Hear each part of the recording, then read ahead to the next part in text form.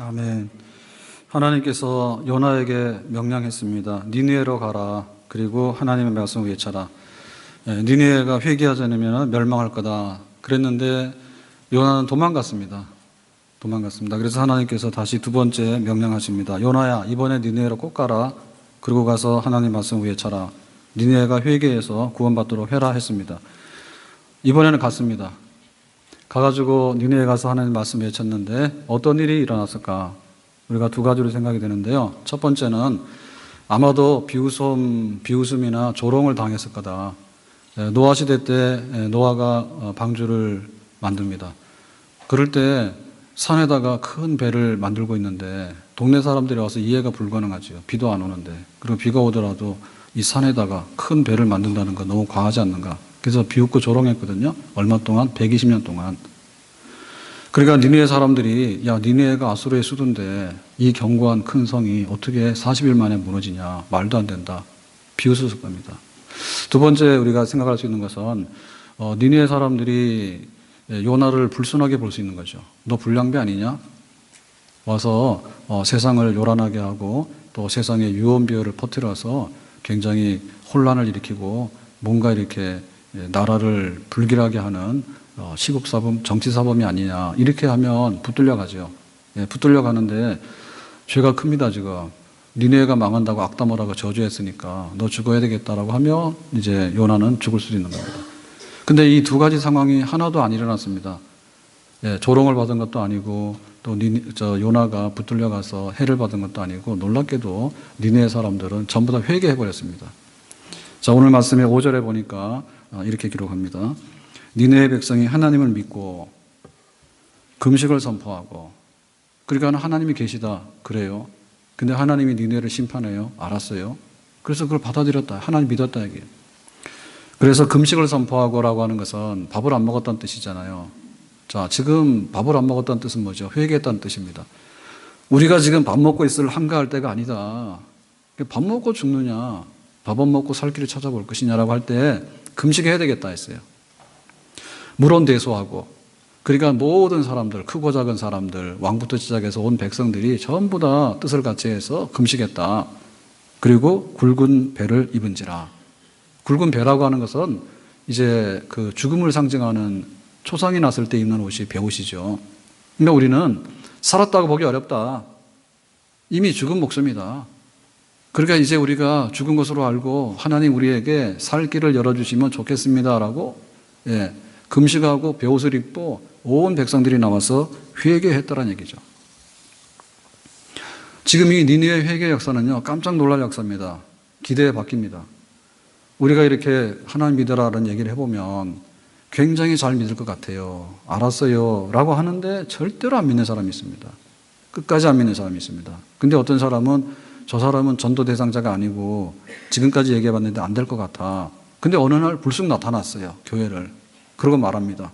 왜 말 안 해가지고 내가 하마터면 교회를 못 날 뻔했잖아. 왜 말 안 했어? 라고 하는 사람도 있을 수 있는 거예요. 근데 니느웨 사람도 그 후자에 속하는 거예요. 아니, 일찍 와서 얘기를 해주지 왜 얘기 안 했다가 40일 후에 이 니느웨가 망한다는데, 아니 망하면 안 되지. 하나님께서 우리를 살리신다면 우리가 하나님 원하는 대로 해야 되겠지 라고 한 거예요. 깜짝 놀랄 회개를 한 거예요. 아멘. 그러니까 우리가 세상을 보면서요, 안 믿는 사람은 지금 90%야. 그런데 이 세상을 우리가 당하기 어려워. 이렇게 하지 말고 오히려 반대로 생각해야 됩니다. 우리가 말을 안 했기 때문에 왜 너무 늦게 말했어? 빨리 말했어야지. 그리고 그게 진짜로 한다면 우리는 회개하고 살 길을 찾기를 원해 라고 하는 이 세상의 기대와 세상의 소망이 있다는 것도 우리가 잊어서는 안 되겠습니다. 자, 그랬을 때 이 니느웨 사람들은 악독한 사람이잖아요. 그래서 지금 심판을 받게 됐잖아요. 악독하다. 전쟁을 일삼고, 그 다음에 약탈하고, 그 다음에 포악하게 사람들을 잡아다 인신매매해서 팔고, 그리고 너희들 조공바치라 해서 뜯어가고, 이런 사람들이라. 근데 이런 사람들이 뜻밖의 회개를 하더라고요. 그런데 이스라엘 백성들은 하나님 말씀 전에도 안 들었거든요. 요나가 자기네 나라에서는 할 일이 별로 없었어. 아무리 얘기를 해도 이스라엘 백성들은 안 듣는 거예요. 근데 하나님께서 멀리 출장을 보냈어, 오래간만에. 야, 너 아수르로 가. 그 니느웨 가서 외쳐. 그랬더니 가기가 싫었는데 꾸역꾸역 두 번째 갔더니, 마지못해서 갔더니 하루 가서 그냥 전했더니 그냥 온 성이 뒤집어져 가지고 회개를 하더라. 어떻게 이런 회개 역사가 일어났을까? 그런데 이 회개 역사를 보게 되면 더 놀라운 사실들이 굉장히 많습니다. 6절에 이렇게 기록합니다. 6절에.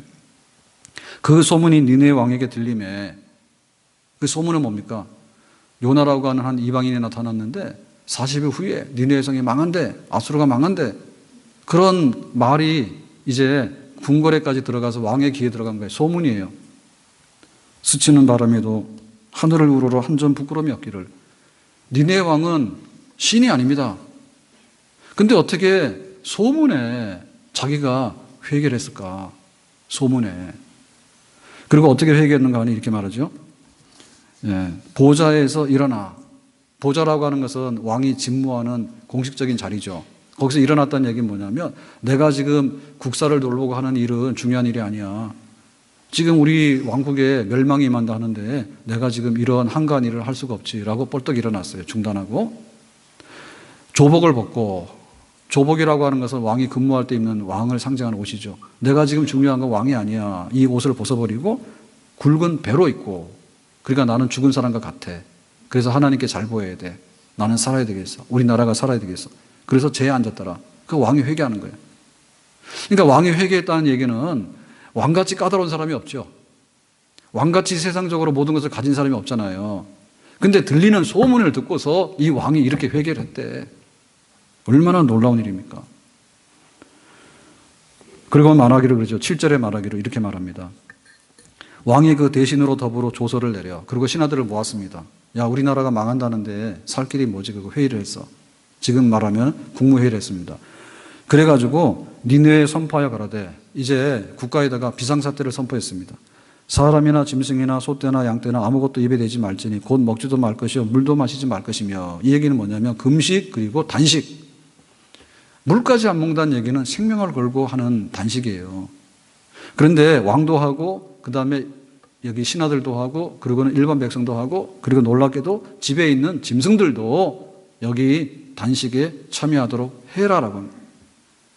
우리가 이 이상 더 바랄 것이 있습니까?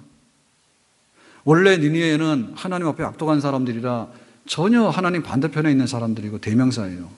그런데 하나님 말씀을 선포했더니 니느웨에 있는 사람들처럼 이렇게 모범적으로 회개하는 역사가 일어날 수 있겠느냐 할 때 이렇게 일어났다. 짐승들까지라도 금식하고 물 마시지 않고 단식했다 얘기죠. 그래서 이 니느웨에 있는 짐승들은요, 역사적으로 볼 때요, 정말로 우수한 짐승들입니다.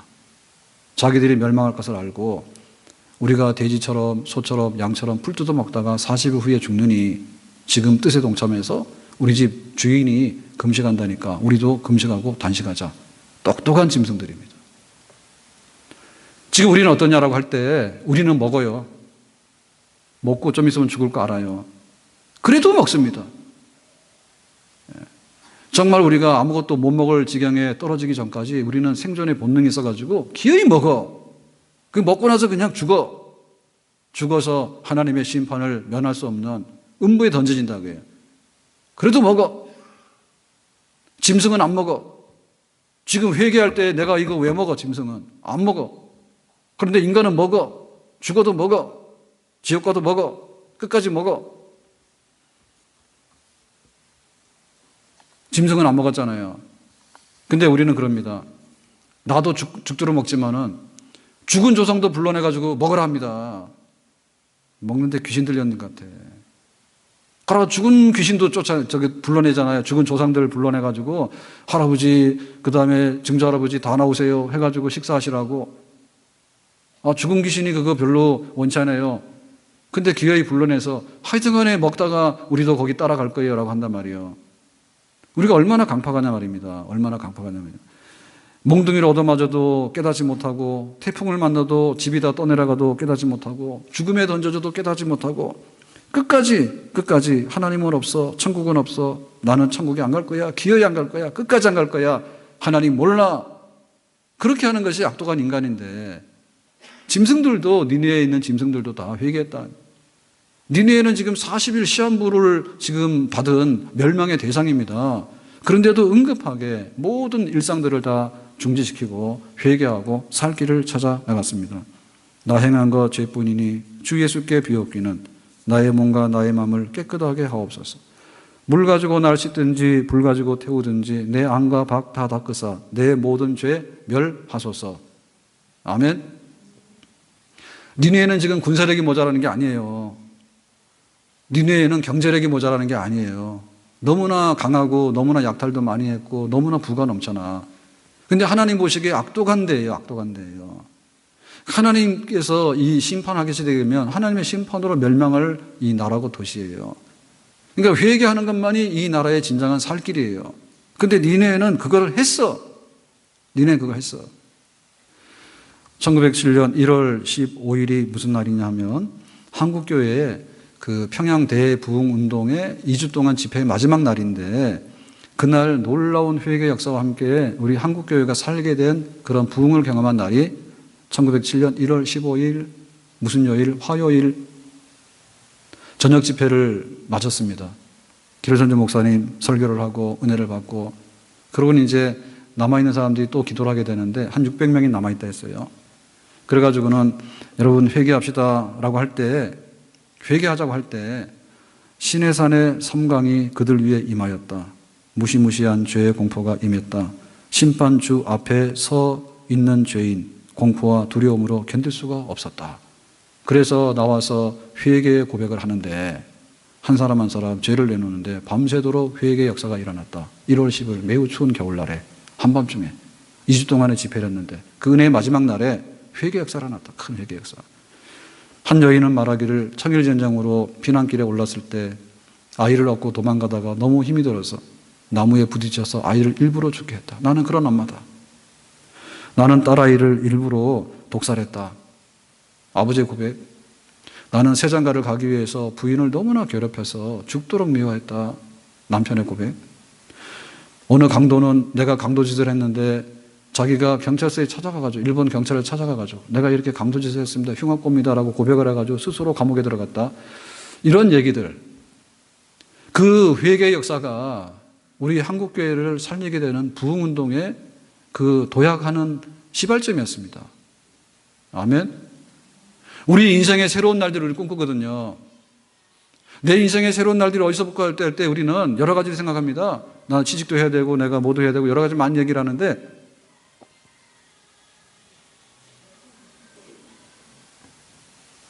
좋다. 지금 심각하게 회개를 외치는데 뭐 놀자 그럽니다. 놀아라 그러면. 자, 그래서 이게 회개하는 일이 내가 살아가는 일이에요. 내가 무엇으로 새로워질까라고 할 때 하나님 보시기에 너는 악독에서 심판받아야 돼라고 하는 자리를 피하는 것보다 더 중요한 일이 뭐가 있습니까? 정말 우리가 못 배워서 그럽니까? 아니면 못 먹어서 그럽니까? 왜 그랬습니까? 우리 속에 있는 것이 틀어져서 그런 거예요. 하나님 앞에 온전하지 못한 내 모습이 잘못된 거예요. 우리 가정에 뭐가 부족합니까? 옛날에 비하면 부족한 게 없어요. 예. 잡곡밥 너무 좋다 해서 잡곡만 섞어가지고 제발 좀 찹쌀 해가지고 하라 했더니 찹쌀에서 하니까 너무나 좋더라고. 먹을 게 없는가요? 냉장고에 먹을 게 없어서 그래요? 아니면 냉장고에 먹을 게 썩어서 나가서 문제예요? 버리는 게 더 많잖아요? 우리가 국가에서 그럽니다. 적폐를 청산하자고. 그래가지고 많이 청산했습니다. 전직 대통령 두 분도 지금 감옥에 계십니다. 재벌들도 전부 다 범법자들입니다. 그래가지고 지금 나와 계시는 분들은 전부 다 이제 석방되거나 가석방되거나 나와 계시는 분들이 다 전과자들이에요. 그래서 저는 재벌 안 해요. 재벌하면 감옥 가야 돼. 국회의원들 하고 나면요, 다 무슨 문제가 있고요. 미투 운동을 하고 났더니 안 걸리는 사람이 잘 없어. 그래가지고 뭐 지하철에서 성추행하다가 잡혀가는 판사님이 안 계시는가? 학교에서 선생님이 제자들을 어떻게 해가지고 난리가 아니에요. 난리가 아니에요. 우리가 이 땅을 보면서 우리가 살아가면서 무엇이 중요한 것인가? 짐승도 밥을 안 먹었다니까요. 죽는 줄 알고. 우리가 하나님 앞에서 어떻게 할 것인가에 대해서 교회가 할 일이 뭔가라고 할 때 교회는 회개 공장입니다. 그래야지 우리가 새로워집니다. 옷 갈아입는다고 새로워지는 게 아니에요. 마음이 새로워져야 되거든요. 하나님과의 관계가 새로워져야 되는 거예요. 단풍이 이제 단풍 계절이 됐는데 단풍 보러 가서 죽는 사람이 그렇게 많대요. 괜히 가가지고 막 단풍 조화하다가 떨어지기도 하고 가서 막 골절되기도 하고 뭐 이런 게 굉장히 많대. 근데 진짜 우리가 봐야 될 게 뭐냐고 할 때 니느웨 사람들 보세요. 니느웨 사람들. 40일 후에 심판받아야 될 사람들이 왕부터 시작해가지고 신하들이 다 모여가지고 국가 비상사태를 선포하게 되고 그리고 짐승들까지라도 죽지 말고 우리 살 길을 열자라고 해가지고 안 먹고 회개하고 사는 것이 낫지 먹고 죽는 것이 안 되겠다라고 해가지고 회개하지 않습니까?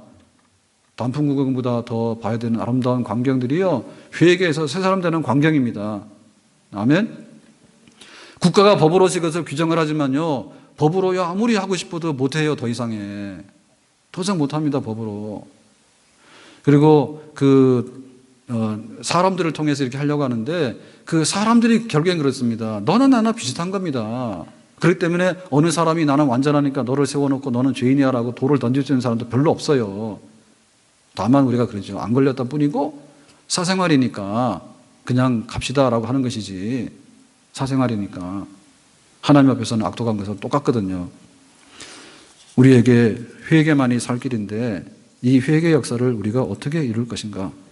삭개오는 세리였는데 뽕나무에 올라가서 예수님을 영접했고 다윗도 간음죄를 짓고 살인 강요죄를 지었는데 하나님께 회개해서 새 사람이 되었고 정말 세상에 시끄럽게 한 사람들은요 전부 다 죄인들이에요. 그런데 하나님께서 그들을 용서하시고 또 하나님 앞에서 회개하고 새로워졌기 때문에 그들이 새로워졌던 것입니다.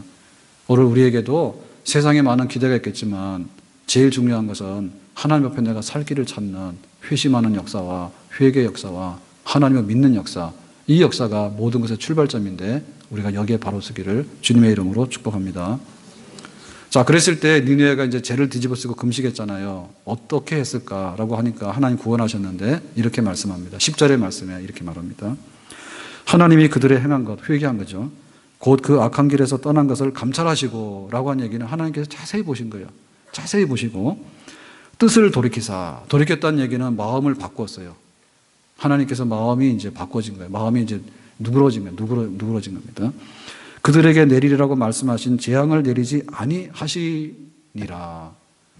반드시 재앙을 받아야 되는 이 니느웨가 그 재앙이 면제돼서 살았다라는 얘기죠. 자, 이 얘기를 보면서 우리는 생각하기를 하나님이 변덕쟁이인가 보다. 아침에는 뭐 일어났다가 저녁 때 되니까 또 반대했다가 하나님 그런 게 아닙니다. 하나님은 공의로우세요. 그렇기 때문에 하나님의 그 표준과 기준 앞에서 우리는 다 판단을 받는데 하나님은 공의롭습니다. 그러니까 니느웨 사람들은 하나님께서 판정하시기를 악독한 사람들이다 이렇게 판정했어요. 그러니까 하나님의 공의로운 심판입니다. 근데 우리는 어떻게 하죠? 우리는 남이 하면은 불륜이고 내가 하면 로맨스를 합니다. 우리는 거짓말을 하면서도요, 이거는 할 수 없이 내가 선의의 거짓말이라고 이렇게 둘러대서 합니다. 그러니까 우리는 공의롭지 않아. 공의롭지 않아. 자기가 별로 잘나지도 않았는데 잘난 척 하고 싶고요. 그리고 남들에게 인정 못 받을 사람이요, 인정받고 싶은 거예요. 공의롭지 않아. 하나님의 성품은 공의로워.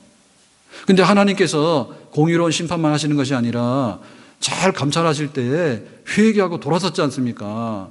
그러면 하나님께서 죄를 용서하시고 어떻게 봅니까? 죄인으로 취급하는 것이 아니라 자비와 긍휼로 다루신다 그죠? 자비와 긍휼이라고 하는 것은 뭐냐면 죄랑 상관없이 하나님께서 이제 너그럽게 대해주시는, 죄를 덮어서서 죄 없는 것처럼 대해주는 게 자비와 긍휼이에요. 근데 하나님 그게 가능하셔요. 하나님께서 뒤죽박죽으로 모순되게 행동을 하는 게 아니고 죄에 대해서는 엄한 공의로운 심판이 있는 것이고 돌아서게 되면 하나님께서는 더 이상 죄를 보지 아니하시고 자비와 긍휼로만 보신다. 그러니까 회개하는 역사는요, 아름다운 역사고요. 회개하는 역사는요, 자비와 긍휼을 받는 역사고요. 회개하는 역사는요, 우리에게 생명을 얻는 역사고요. 회개하는 역사는요, 번영과 축복의 일로 가는 그런 역사입니다. 아멘. 근데 우리 속에는 우리의 잘못된 것을 고백하거나 잘못된 것이 드러나는 것을 매우 두려워하는데요. 그거는 세상적인 데서 우리가 많이 겪었던 그런 후유증들이에요. 후유증들이에요.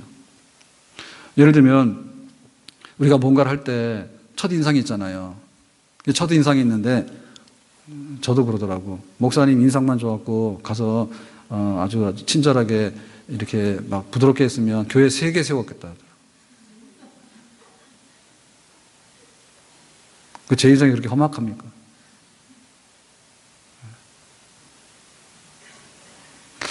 앞으로 잘해야 될 텐데요. 근데 우리 인상이라는 게 있거든요. 오늘 제가 광고하는 것 같은데 제 인상이 나쁘다고 광고한 거 아닙니다. 실제로 보면은 저 정도는 아닙니다. 화면 보고 새가족 가서 이렇게 앞에 보잖아요. 그러면요, 굉장히 괜찮은데요 그런다고요. 원래 괜찮지요. 저거는 화면에 왜곡돼가지고 그런 게 많고, 근데 원래 좀 그래요. 원래 좀 그래요.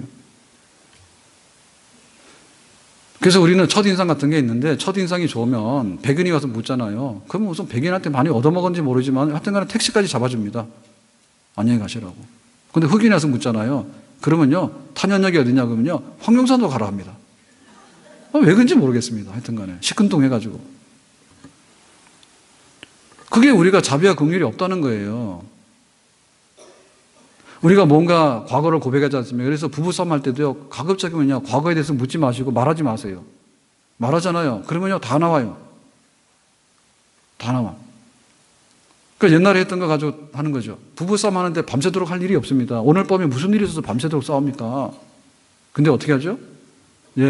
프로포즈 할 때는 잘 산다 했는데 결혼해서 잘못한 거를 말하는 거잖아요. 그래서 쌓아놨던 거 다 나옵니다. 요새는 또 핸드폰이 있어가지고 증명서까지 다 했잖아요. 그러니까 우리에게 있어서는요, 자비와 긍휼이 없어. 그러니까 우리는 경찰에 안 붙잡혀가는 게 하여튼 간에 좋은 거예요. 아무리 죄를 지어도 도망가야 됩니다. 경찰에 잡혀갔다 하면 벌을 받을 수밖에 없고요. 봐주지 않아요. 그러니까 자비와 긍휼이 없는 것 때문에 우리는 뭐냐면 가급적이면 은폐해야 되고요. 가급적이면 네 허물 없다는 것을 해야 되죠. 자꾸만. 그런데 하나님께서는 그렇게 안 하신다니까. 니느웨가 악독해서 심판을 받아야 됐지만 돌아서는 걸 보니 나는 너희들에게 대해서 그렇게 할 마음이 하나도 없다는 거예요. 아멘? 그러니까 우리가 즐거운 마음을 가져야 됩니다. 즐거운 마음을 가지고 하나님께 돌아오는 사건은 정말로 굉장히 우리에게는 아주 흥하는 길이다. 흥하는 길이다. 베드로가 예수님을 모른다고 3번을 부인했습니다. 그랬더니 예수님께서 나중에 부활하셔서 갈릴리 바다에 찾아가서 베드로야 고기 많이 잡히냐. 그래가지고 물으셨죠. 네가 나를 사랑하느냐. 3번을 물었어. 그랬더니 내가 주님 사랑해요.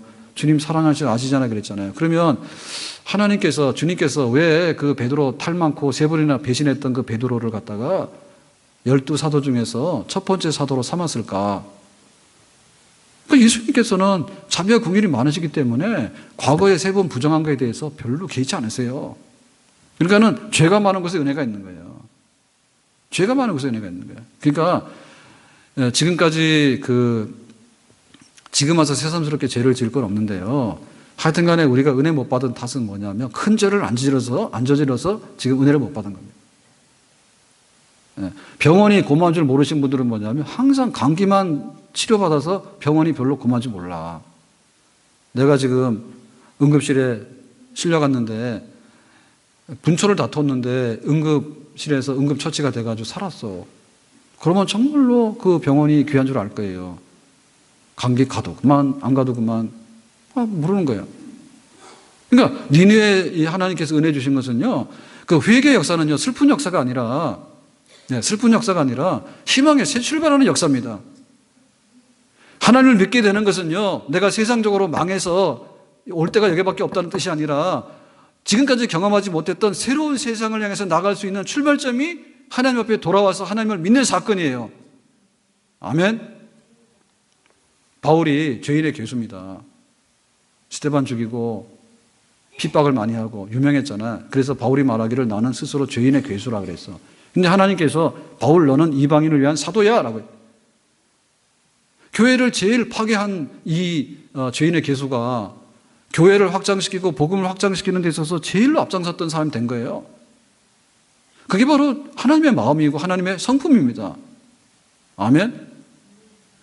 우리가 잘못한 것을 숨기거나 지금까지 실패했던 삶을 갖다가 자꾸 은폐하려 하지 말고 나와서 내놓으시란 말입니다. 내놓으시라고. 하나님께 내놓으시란 말입니다. 친구 중에서 제일 좋은 친구가 누구냐면 대신 죽어줄 수 있는 친구가 제일 좋은 친구라 했어요. 술 친구, 밥 친구, 내가 커피 사줄게 해가지고 모이는 친구 100명 있어도요, 어려울 때 다 도망가 버리면요, 소용없어. 내가 죽어야 될 자리에 대신 죽어줄 수 있는 친구 하나가 중요한 거예요. 아멘? 그 친구들 보시고 잘 사귀세요. 부부간에 잘 살아야 되지 않습니까? 잘 사는 부부 어떤 부부요? 마음이 좋아야 돼. 자비와 긍휼이 많아야 돼. 자비와 긍휼이 많아야 돼. 제가 이제 이렇게 걸어다니면서 참 행복해요. 걸어다닐 때 굉장히 행복하거든요. 그래서 보는데, 보는 동안에 은혜도 많이 받아요. 은혜도 많이 받는데, 저희 동네에도 늘 같은 시간대에 움직이다 보면요, 같은 시간대에 만나는 사람들이 있어요. 그래, 할아버지, 할머니가 산책을 나누시는데, 할머니가 좀 이렇게 거동이 좀 더 많이 불편하셔. 근데 할아버지가 좀 더 건강하셔. 그래가지고 할아버지가 할머니를 부축을 해가지고 그 할머니 걸음에 맞춰가지고 이렇게 동네 산책하고 들어가는데 그 할아버지 괜찮은 할아버지 같아. 그러죠? 예. 젊었을 때 얼마나 잘못했는지 모르겠지만 하여튼간에 마지막이 중요하잖아요. 마지막에 그 할머니를 부축해가지고 그래 호수공원을 제가 다닐 때는 지금은 모르겠는데 몇 년 전만 하더라도 자전거를 타고 브레이드를 타고 다니는 할아버지들이 꽤 있었어요. 자전거를 타고 나오면 할아버지인지 잘 모릅니다. 막 이렇게 헬멧도 쓰고 나오면 브레이드를 타잖아요. 그러면 이게 완전 무장하고 오면은요, 정말 할아버지인지 몰라. 근데 그런 할아버지들 별로 행복해 보이지 않아. 근데 할머니를 부축하고 이렇게 딱 모시고 가는 할아버지들 보면 좀 존경스럽더라고. 그래서 결혼할 때 다 그런 분들하고 결혼했어야 되죠. 잘못했죠. 회사를 막 다니다가 가족들을 부양하고 그랬는데 회사에서 그만두라 해서 퇴직을 하고 나왔다고요. 그랬더니 왜 이렇게 됐냐 해가지고는 집 나가라고, 이혼 도장 찍고 나가라고. 그런 사람도 있을 수 있잖아요. 그러니까 남자들은 결혼할 때 잘해야 돼. 얼굴만 예쁘다고 여자냐, 마음이 좋아야 되잖아요. 마음이 좋은데 그 마음이 뭐냐면 자비와 긍휼이야. 그러면 그거 되는 집이에요. 근데 안 되는 집은 뭐냐면 자비와 긍휼이 없어. 그걸 덮어야 되잖아요. 잘 되는 집은 뭐냐면 허물이 없는 집이 아니라니까요. 우리 자녀들도 허물이 많아. 그런데 자비와 긍휼로 덮게 되면요, 그 자녀들이 자비와 긍휼 속에서 새 사람이 되어집니다. 아멘? 교회가 뭐냐라고 할 때 교회는 사람들을 불러다가 왜 죄인 취급하냐고, 죄인 취급하는 게 아니고 교회는 하나님의 자비와 긍휼이라고 하는 축복의 모든 것을 전달하기 위해서 우리가 그것을 받을 수 있는 그것을 말씀하는 거예요. 우리의 최종적인 선언이 당신은 죄인이기 때문에 안 되는 사람이라고 하는 정죄가 아니라 그 말입니다. 그래서 니느웨 사람들이 살게 된 것이에요. 아멘. 탕자가 집 나갔다가 다 탕진하고 집에 돌아오지 않습니까? 걱정이 태산 같았죠. 왜? 아버지한테 혼날 생각하니까. 그랬는데 아버지가 어떻게 했습니까? 살진 송아지를 잡아다가 동네 잔치를 열었다니까. 그게 바로 아버지의 자비와 긍휼하심과 그 사랑입니다. 아멘.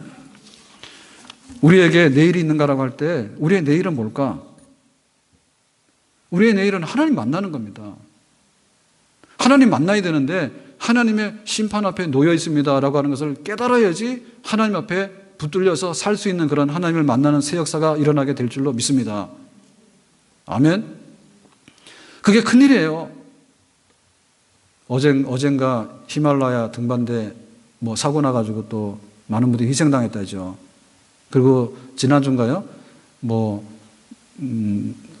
검찰의 부장검사인가요? 등산하다가 암벽 등반하다가 그 로프 풀러져가지고 그 암벽에서 떨어져서 사망했대지, 사고로. 근데 왜 그럴까? 산에도 왜 갈까? 히말라야는 왜 가고 암벽을 왜 갈까? 우리에게는 하고 싶은 마음이 있어. 하고 싶은 마음이. 여자분들이 남자병원이 아니라 미장원 자주 가시잖아요.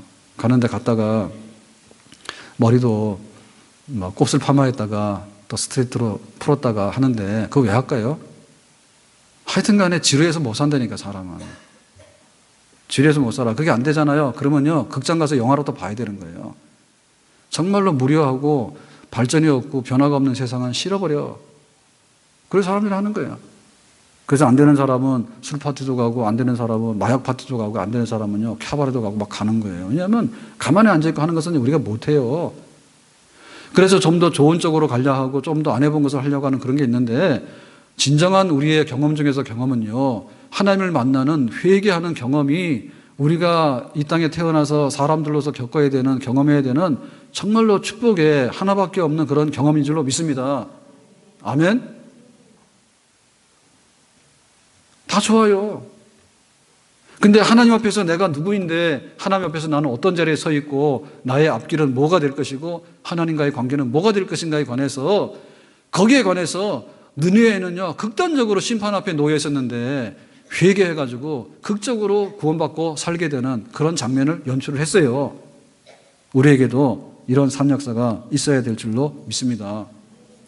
아멘. 한 아이가 그 전도를 하러 이제 어느 집에를 방문해가지고 벨을 눌렀는데, 벨을 2번 눌렀더니 한 아주머니가 나왔습니다. 그래서 얼굴에 수심이 가득하고 초점이 하나도 없고, 그래서 이제 전도지를 주면서 하나님이 사랑하세요, 하나님 믿으세요 라고 하니까 얘야 나가라 해가지고는 눈을 닫아버리고 애를 보냈어. 근데 아이가 이제 전도지 하나를 그 집 문에다 꼽았거든요. 그랬더니 이제 아이가 간 다음에 이 아주머니가 그 전도지를 뽑아가지고 봤어. 그러고 나서는 이제 나중에 하나님을 믿게 됐는데, 그 상황이 어떤 상황이냐면, 자기가 도박을 해가지고 전 재산을 날려서, 그래 지금 이제 죽으려고 작정을 하고 있었는데, 이제 벨을 누르니까, 2번이나 누르니까, 봤더니 아이가 그러고 있으니까 그냥 나와 본 거예요.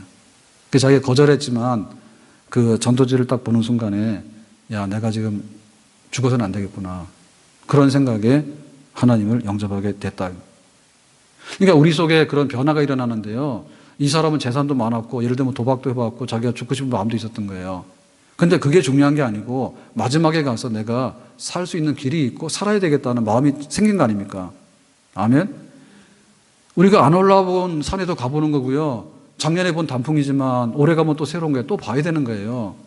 그러니까 바닷속에 들어가서 다이빙도 해보고 뭐 온갖 거 다 합니다. 그리고 여러 가지로 살기 위해서 우리가 많은 걸 하는데, 제일 중요한 생명의 본질은 하나님과의 나의 관계예요. 우리 가정이 변하려고 그러면요, 우리 가정 식구들의 마음이 변해야 되는 거예요. 내가 변하려고 하면은요, 옷 입는다 해서 변화되는 게 아니에요. 머리를 내가 막 자르고 머리 파마를 하고 내가 염색하라고 한다 해서 변화되는 게 아니에요. 짐승이 오죽했으면 금식을 하고 살고자 몸부림치면서 하나님께 회개하는 대열에 동참했지 않습니까? 우리에게 그런 변화가 일어나야 된단 말이에요. 그런 변화가. 제가 어느 날 길을 가다가 내가 왜 교회를 안 갈까라는 말이 튀어나왔어요.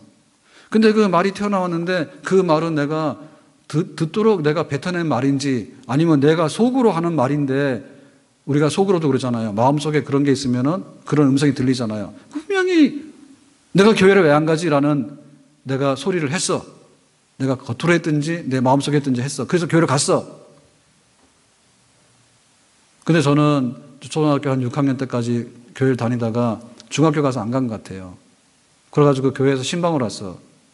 안 간다 했어. 안 간 거예요. 그래가지고 이제 주변에서도 그러고, 또 저희 이제 외숙모님도 그러고, 뭐 사촌들도 그러고, 그러니까 가까운 데 있으니까 그래도 교회를 가야지라고 했는데, 그때 이제 제가 대답을 한 거예요. 내가 대학 들어가면 간다 했어. 그랬더니 너무나 세월이 빨리 왔어. 그 어느 날 제가 대학을 들어가게 된 거예요. 그러니까 야, 너 약속 지켜라. 대학 들어갔으니까 교회를 가야지 해서 교회를 갔어. 그때 약속을 잘못한 거예요. 내가 절대로 교회를 안 가. 이랬으면은 절대 교회를 안 갈 텐데 왜 대학 들어가면 교회 간다는 말을 했을까? 별 뜻 없이 한 말인데. 그래가지고 이제 그 교회를 갔는데, 주일날 예배에 초청한 게 아니고 토요일 날 청년부 모임이 있는데 거기를 초대한 것 같아요. 지금 기억에. 그러니까 한 10명이나 10명이 모였어. 조그마한 교회인데. 그래 갔더니, 야, 오늘은 별로야. 그러니까는 오늘 날 잘못 잡아서 별로 은혜가 안 된 것 같아. 그 말하고 보내더라고. 그래서 다시 오라 소리 안 해서 안 갔어. 오라 소리 안 하니까. 그러다가 이제 1년, 2년이 지나고 나서 제가 어려운 일을 겪으면서 내가 교회를 왜 안 가지? 라고 해서 저는 교회를 갔어. 그러니까 여기 두 가지 음성이 있는데요. 두 가지 음성이 있는데, 니느웨에 죄를 뒤집어 쓰고 짐승들도 금식해서 살 길을 찾자라고 하는 그거 하고요. 예? 그거는 이미 자기들이 각성해서 받아들인 거 아닙니까? 내적인 음성이죠. 근데 요나가 가서 외쳤다니까요. 요나가 그래, 하나님께서 그러시는데 지금 이 니느웨는 40일 후에는 무너진다 하더라고요. 그러니까 요나가 얘기를 한 거야. 바깥으로 말을 해버린 거예요. 그랬더니 왕도 신하들도 심지어 짐승들도 니느웨가 살 길을 얻기 위해서는 우리가 회개하고 하나님 앞에서 잘못했다고 그러고 하나님께로 가야 돼라고 하는 그 내부적인 음성이 들린 거예요.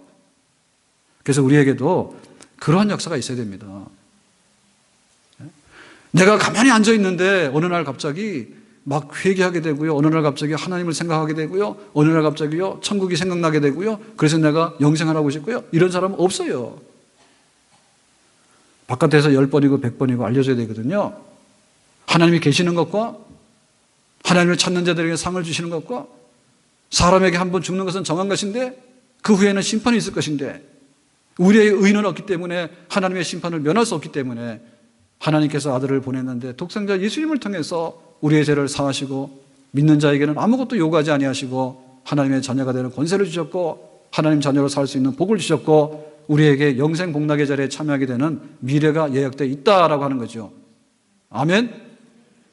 니느웨가 흥하는 길은요, 군사적으로 경제적으로 문화적으로 흥한 게 아니고 하나님 앞에서 악독한 것을 회개함으로 인해서 다시 한번 살 수 있는 길을 여는 것이 바로 니느웨가 갔던 길입니다.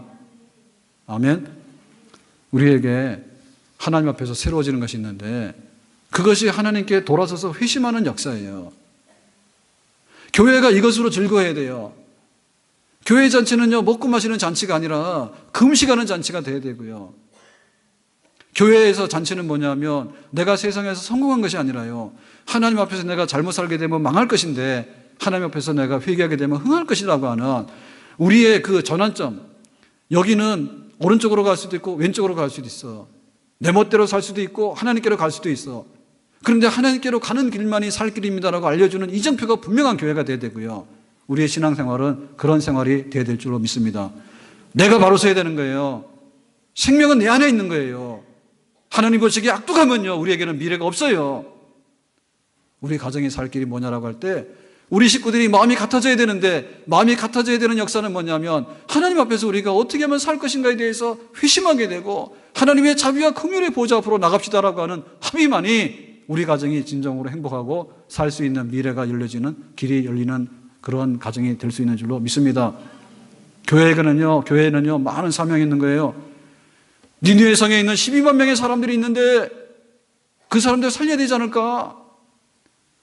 교회가 지금 세상에 자랑해야 될 것은 뭐냐면 우리가 가지고 있는 돈을 나눠주거나 우리가 가지고 있는 세상의 지식을 나눠줄 수 있는 그런 지식 창고는 아닙니다. 여기는 회개하는 공장입니다.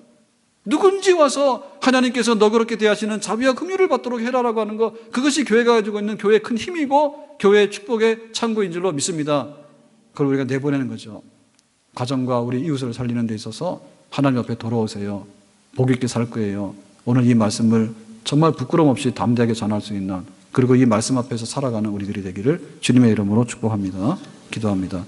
하나님 아버지, 오늘 니느웨 성에서 일어났던 회개의 역사, 우리에게도 그런 역사가 있기를 원하고 또 요나처럼 말씀을 외치는 역사, 우리에게도 그런 역사가 있기를 원하고 그로 말미암아서 죽을 자가 살아났던 축복과 생명의 역사가 우리의 삶이 되기를 원합니다. 예수님의 이름으로 기도합나이다. 아멘.